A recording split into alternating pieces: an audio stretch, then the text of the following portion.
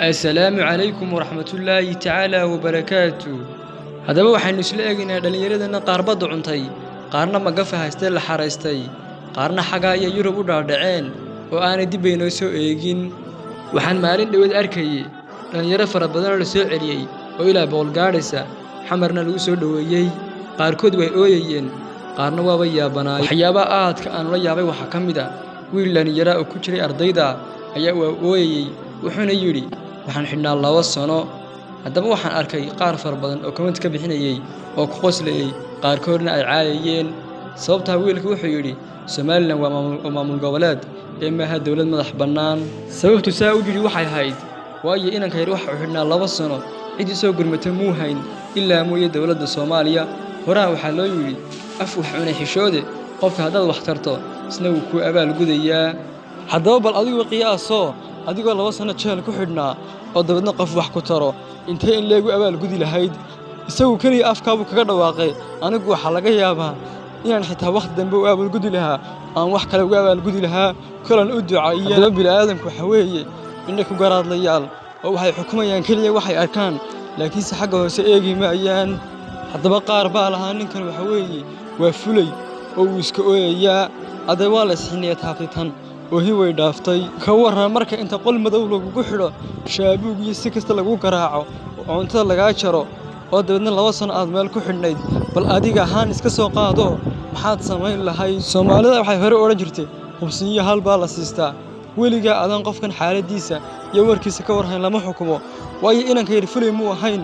khalad kalena muu jirin laakiin sida loo galay ayuu la yaabay sababka uu weyn u leeyahay wuxuu ahaa markuu Liibiya tagay ayaa la cadaabay si xunna waa loo galay waayo wuxuu garanayay dal dhisnaantiisu inay wax dhan tahay dalku hadaanu dhisnayna inuu burbur ku jiro dhalinyaradiisuna ay baaba'ayso haddaba dal kasta waxa dhisa dhalinyaradiisa inaga dhalinyaradeenina waa kuwa tahriibaya ee jeelalka lagu guray ee laga ganacsanayo sidii alaabtii waayo waa sababta quree loo yiri war soo waay arka war safra war meelaha kale aada sad u soo waay aragtaan dhalinyaradan tahriibaysa way soo waay arkeen wax badanna way soo arkeen taasina waa u faa'iido waayo waxay la talinayaan asxaabtooda iyo saaxiibadooda dad badan TV way ka daawanayeen haddaba markasto dhalinyaradu ay dalka ka dhamaato dalkana laga tago waa markasto dalku uu si burburayo sina baaba'ayo qiso dhab ah oo ku dhacday wiil Soomaaliyeed aanu qoray Soomaaliyeed waxaanay ku qoran tahay buuga dhacdiye dhugasho hadaba wuxuu leeyahay maalin baan isli tahriib maalmaha kamida waxaan ka wareegay xagga Laas Caanood si hooyadayba waxay u dirtay abtiyaashay baan soo celiyay oo Hargeysa ay keenay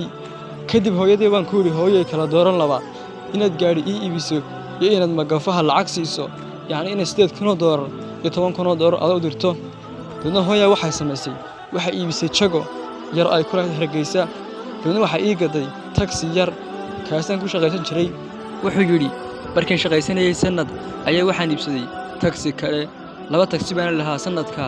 dibadna waxaan hadana sii iibsaday 2 taxi oo kale ilaa aan gaaray heeran tagaasi badan yeesho waxaan u kala dhiibay ragaan oo asxaabnahay kuwaasaan iiga shaqayn jiray dibadna waxaan u kala dhiibay 4 moobal waxaan u kala xiriiriyay adeegan la dhaho dhaweeye casarkii baan maqaaxi fadhiisan jiray waan daawan jiray maalintii oo dhan baabuurtaydii oo suuqa yaacaysa hadda waa ninkii tahriibi gaaray isaa loo soo celiyay ayaa maskaxda keenay oo wanaaga badan la yimi haddaba wiilkan wax kale muu sameyn si kaliya fikirkiisii ayuu isku meel mariyay oo waa ka wax badan shaqaystay dirba 4 gaari shaqaystay haddana wuxuu ka mid yahay hantiilayaasha ugu cadcad Hargeysa haddaba anu waxaan dhihi lahaa war dalkeena nimca fadhida si hore loo sheegay dalkeena aynu ka fikirno wassalaamu calaykum